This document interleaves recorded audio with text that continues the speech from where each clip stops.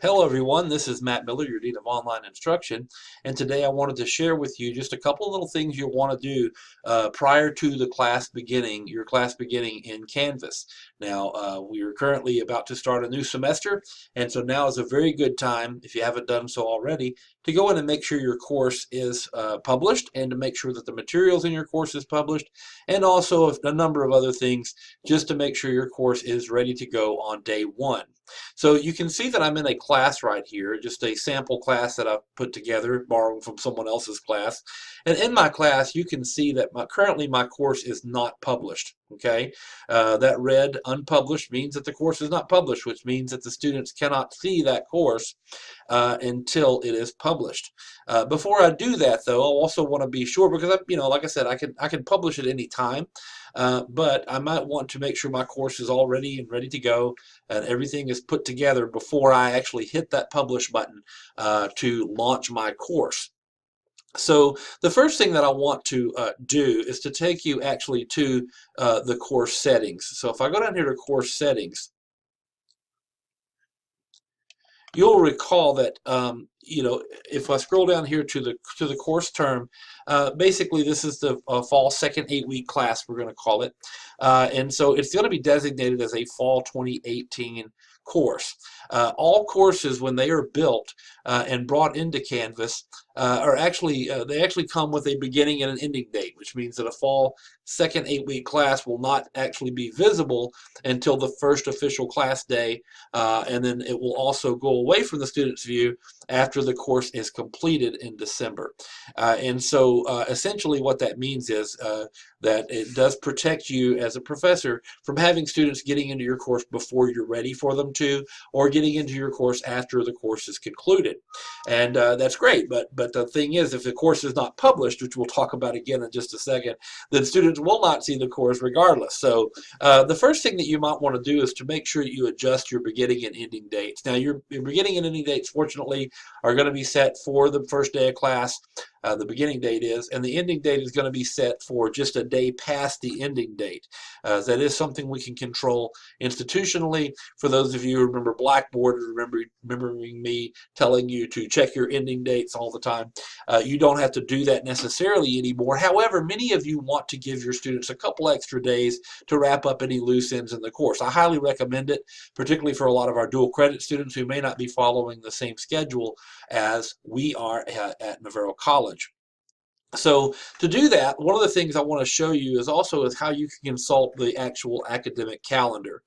If you go to the Navarro College website at www.navarrocollege.edu and you click on quick links right over here, it's going to take you to a lot of things, how to access all these various things, your email and so on and so forth. If you go down here to the academic calendar under helpful links, academic calendar,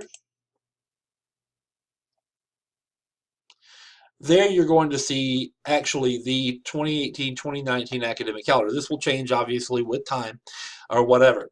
So you can scroll down just a little bit to find out kind of where we are presently. And there you can see that your second 8-week term begins on October 22nd. That's a Monday, okay?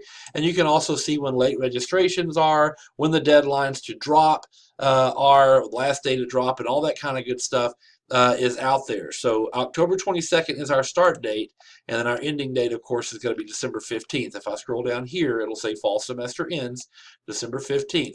And I may want to give them a couple extra dates, but I need to take note of those two times. So October 22nd and December 15th. So if I go back to my course now, here is where you can override the beginning and ending date. So automatically it's going to be October 22nd and ending on December 15th or 16th rather. However, if I click my little start calendar here, perhaps I would like to give them maybe that couple of days prior to be able to actually look at it. So maybe I want to make it available on the 19th, and notice that I can control the time. So right now it's defaulted to midnight. When the clock strikes midnight on October and becomes from October 18th to October 19th, then it will automatically be visible to my students then, providing my course is published.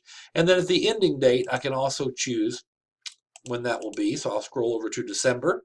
And this time, instead of the 15th, which is a Saturday, maybe I'll give them that following Tuesday, the 18th. Okay, and there I can also choose to make it 11:59 p.m., which would mean it would be at the end of the day on the 18th.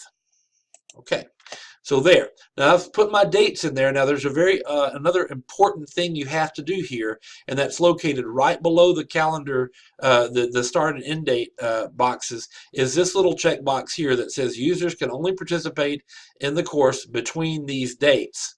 This will override any term availability setting.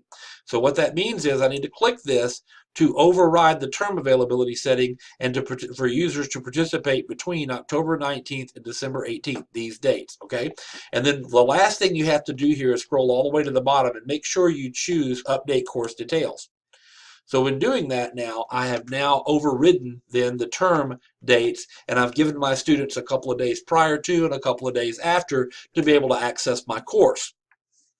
Once I've done that, then the next thing I need to do is to also check all of my content. So I'm just going to scroll over to modules real quick, and here you're going to see, and this may be in your assignments, it may be in your quizzes, whatever it is, however it is you choose to present your material to your students, I want you to take note of a few things here. So here you have several modules, and then you have materials located within those modules. Now in my materials, I can see that all of my items are published. These little green check marks means that the items are published. However, if you'll notice that the modules themselves have not been published, and this causes a problem. If this is not published, students can't access this material. Think of a module as sort of a container that you can control access to. And so if all of the items in the container are published, but the module itself or the container itself is not published, then students will not be able to do that. All these items will be locked for the student. So you must be sure that you unlock it by making the items published. Now obviously you can control dates and times, and of course in your modules you can choose when to allow your modules, and you can also choose to allow prerequisites that a student must do this before they can do that, or whatever it is you want to do in there to control the flow of the information. However, you must make sure that they are published before students are able to do them, or you're going to get calls. And I will get calls too, but that's okay. And then finally in your course, the last thing here is obviously going to be to publish your course. So once your course is together and you're ready to go, please, please, please remember to make sure you hit that publish button. And in doing that, then that means that now on October 19th, the date that I start for the first day of class, this course will be visible to my students on their dashboard. Okay, so with that, if you have any questions, please let me know. Also, if you will, check your, if you're not a member of the Canvas Faculty Toolbox, please let me know. I'll be sending some links out here shortly to allow you to be able to join the Canvas Faculty Toolbox, but you can participate in that. It contains a lot of information for you, the professor, in getting your course off the ground as well. So thank you very much. Don't forget, if you like these videos, to please subscribe over here at the bottom of the screen. You can subscribe to my videos, my YouTube channel, and see all the videos that I have there. So bye, and we'll see you soon. Thank you.